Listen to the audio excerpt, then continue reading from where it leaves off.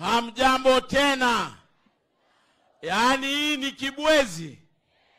Hii ni kibwezi.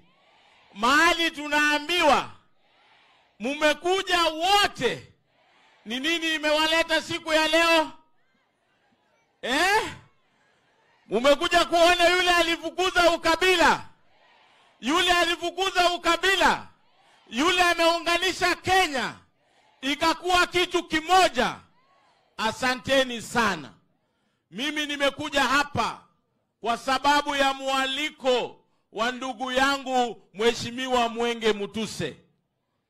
Huyu kijana wenu ni kijana shujaa. Huyu kijana wenu ni kijana jasiri. Huyu kijana wenu ni kijana mwenye maono.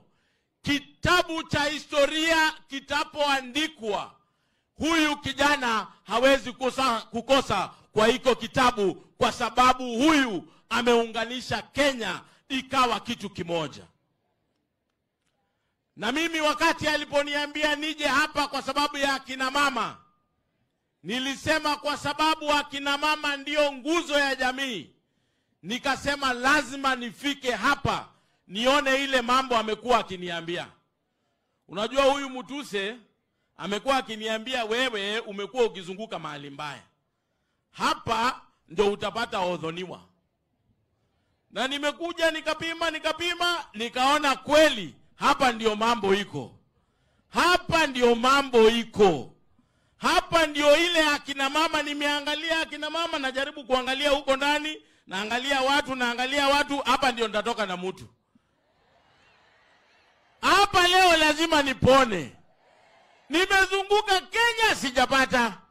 Lakini hapa kibwezi, wewe nimekuona hapo ndani hapo.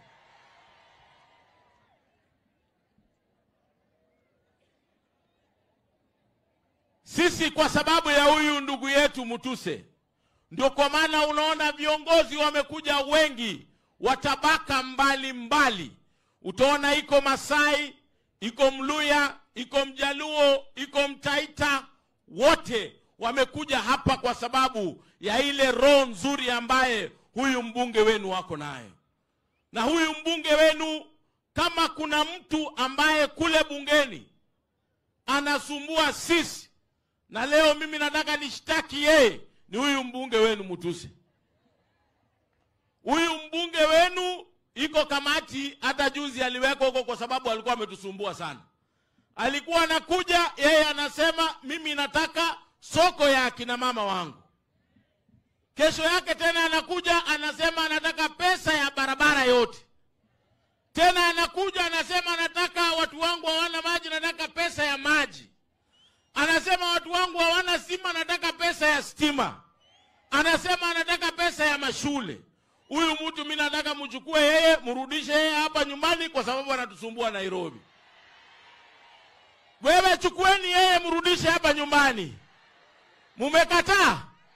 Kwa nini nyinyi ndio mnatuma yeye? Akuja atusumbue. Asumbue rais.